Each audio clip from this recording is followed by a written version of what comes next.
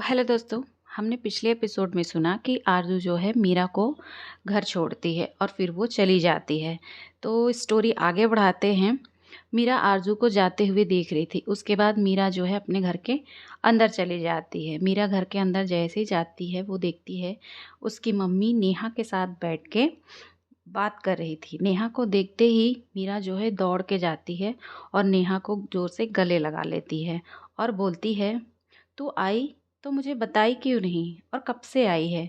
तूने मुझे तो फ़ोन भी नहीं किया। नेहा बोलती है, मैं बस अब भी आई हूँ। तुझे मैंने फ़ोन किया लेकिन लगा नहीं।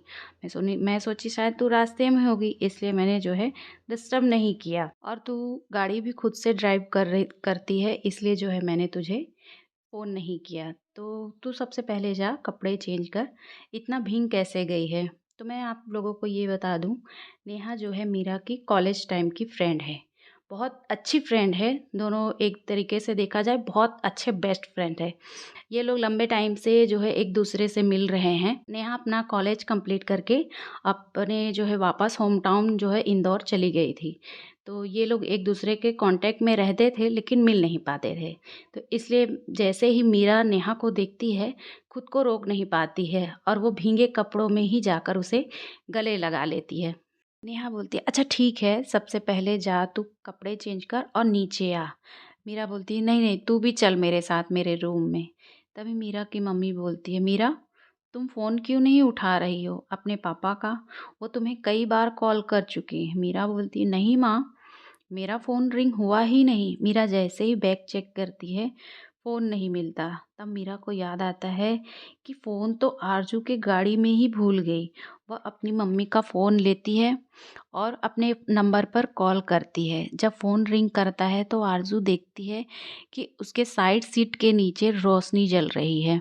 तो चेक करती है तो एक फ़ोन मिलता है। आरज़ू देखती है उसमें मॉम करके कॉल आ रहा था। वह कॉल को अटेंड करती है। आरज़ू बोलती है, हेलो।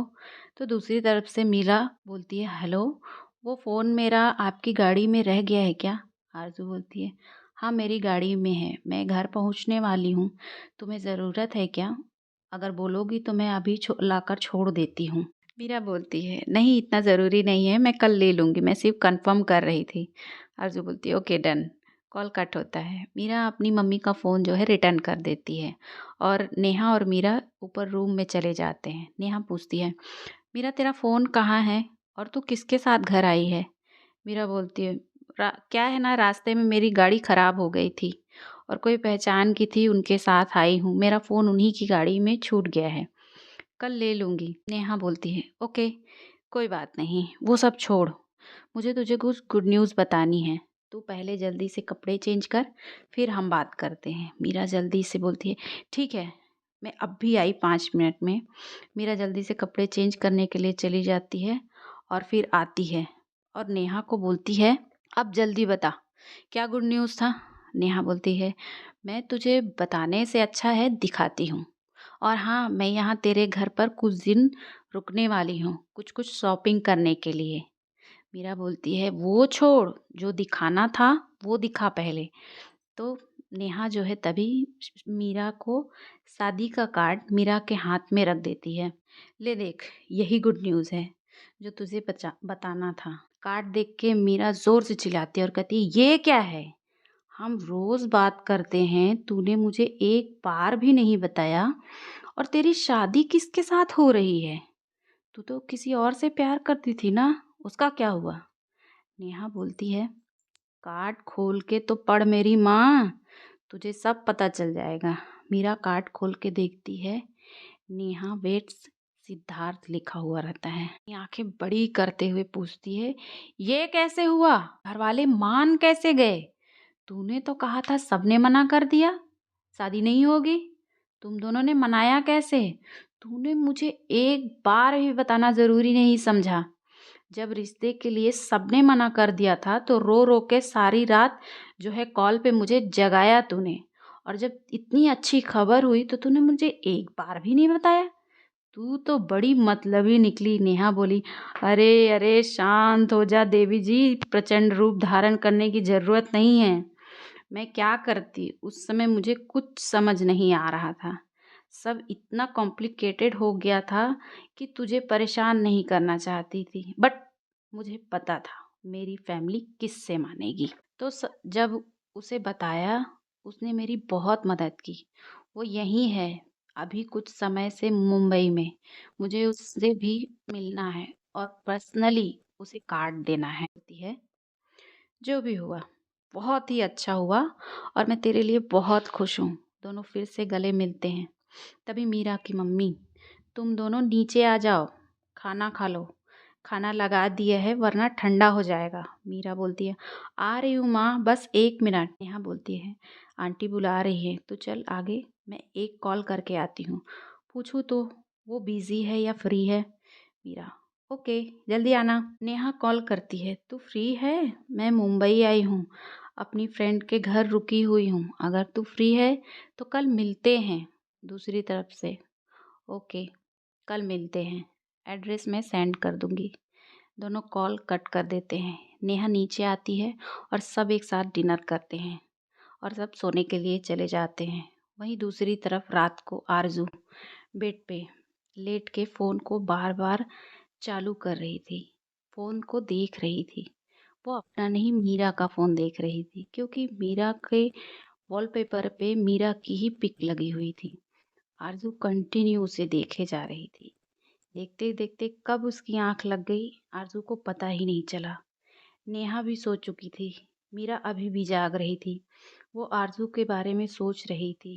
रात काफ़ी हो गई थी। मीरा भी कंफ्यूजन में थी। कब उस सो जाती है उसे पता भी नहीं चलता है। नेक्स्ट मॉर्निंग नेहा और मीरा दोनों तैयार होते हैं, नाश्ता करते हैं। नेहा मीरा से बोलती है, तू मुझे रास्ते में छोड़ देना, मुझे कुछ काम है, मैं तुझसे दोपहर में मिलती हूँ। मीरा बोलती, ठीक है। कैब आ गई है, चल जल्दी वरना लेट हो जाएगा। दोनों निकलती हैं। नेहा को छोड़ते हुए मीरा जो है मार्ट आ जाती है। उसे याद आता है फ़ोन लेने भी जाना है, लेकिन थोड़ी देर बाद जाऊंगी, पहले कुछ काम कर लेती हूँ। आरजू देख रही थी मीरा मार्ट आ चुकी है, लेकिन फ़ोन लेने अभी तक नहीं आई। अभी एक क्लाइंट आता है आरजू से बात करने के लिए।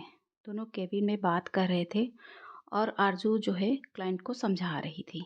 तभी मीरा आती है, देखती है कि आरजू जो है क्लाइंट से बात कर रही है।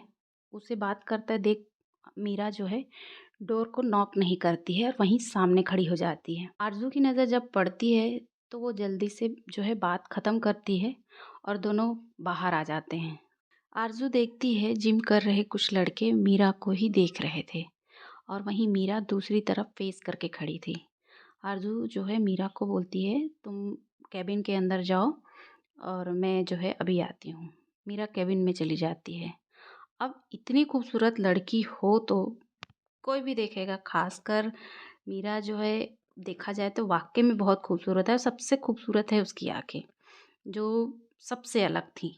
जिम के लड़के तो मानो क्या ही देख लिया हो, ऐसे टाइप का कुछ जो है वो मीरा को देख रहे थे। लेकिन जब सब देखते हैं, आरजू सबको देख रही है, वो भी गुस्से से, सब जल्दी से इधर उधर जो है तितर बितर हो जाते हैं और अपना जो है जिम करने में इधर उधर ध्यान देने लगते हैं। आरजू अंदर आती है कैबिन के अंदर, मीरा को पीछे से देखती है, अपने आप को नॉर्मल करती है और फिर बोलती है, क्या हुआ? मीरा बोलती है, मेरा फ़ोन चाहिए। आरजू ड्रॉर से फ़ोन निकाल कर दे देती है और मीरा थैंक यू बोलकर जाने लगती है। तभी आरजू को क्या होता है पता नहीं, वो मीरा के एकदम करीब आती है और उसे दीवार से होल्ड कर देती है। मीरा बोलती, क्या कर रही हो तुम? बोलकर आरजू को थोड़ा दूर करती है, लेकिन भाई कहाँ आरजू को ढकेल पाएगी, कहाँ वो जिम करने वाली लड़की और कहाँ वो दुबली पतली सी।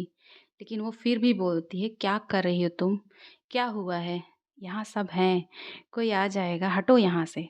लेकिन आरजू को मानो कोई फ़र्क नहीं पड़ता है। वो मीरा को अभी भी वैसे ही होल्ड करके रखी है और उसकी आँख और उसके होठों को देख रही है।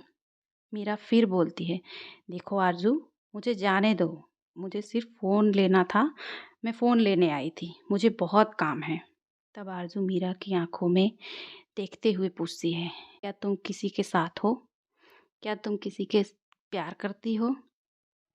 क्या तुम्हारा कोई बॉयफ्रेंड है? जैसे ही आरजू ये पूछती है, मीरा उसकी तरफ देखती है और बोलती है, ऐसा सवाल क्यों कर रहे हो? मेरा बॉयफ्रेंड है या नहीं ये आपको क्यों जानना है? आरज़ू फिर से उसे थोड़ा और नज़दीक आती है और बोलती है, मैंने जो पूछा है वो बताओ। मीरा आरज़ू को अपने इतना करीब देखकर कुछ समझ नहीं पाती है और आरज़ू के बॉडी की परफ्यूम की वजह से मीरा को और भी अजीब फीलिंग आने लगती है, जिसकी वजह से उसे और कुछ समझ नहीं आता है और इसी वजह से वो आरज़ू से झूठ बोल देती है। हाँ, मेरा बॉयफ्रेंड है और कुछ जाना है तुमको, ये बोलते हुए वो आरज़ू को थोड़ा पीछे पुश करती है। ये सुनते ही आरज़ू भी हट जाती है और बोलती है, मेरी ऐसी हरकत के लिए ठीक है, तुम जाओ। ऐसा बोलते हुए मीरा को जाने के लिए छोड़ देती है और केबिन का डोर भी ओपन कर देती है। मीरा केबिन से निकलते हुए एक बार आरज़ू की आंखों में देखती है, लेकिन अब आरज़ू मीरा को ना कुछ बोलती है और ना ही उसे देखती है। मीरा को फर्स्ट टाइम ऐसा लगता है कि शायद उसे झूठ नहीं बोलना था।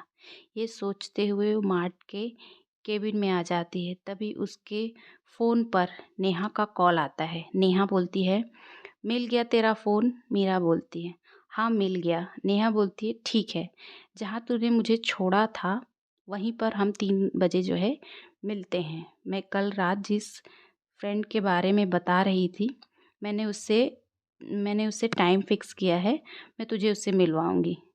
मीरा बोलती है, ठीक है, मैं आ जाऊँगी। तो फ्रेंड्स, ये स्टोरी जो है ये अभी आज के लिए यहीं तक। तो फिर नेक्स्ट स्टोरी में मिलते हैं। तो दोस्तों, बात ये है कि मेरी ये स्टोरी मैंने लिखी तो बहुत अच्छी है। ये स्टोरी जो भी पढ़ेगा वो उसके लिए बहुत अच्छी है सामने से पढ़ने के लिए, बट मैं आप लोगों को बोल के सुना रही हूँ। तो मैं इसे जो है वीडियो को सॉरी, जो वॉइस है मैं फर्स्ट टाइम डब कर रही हूँ। तो इसलिए कहीं न कहीं मुझे सारी चीज़ों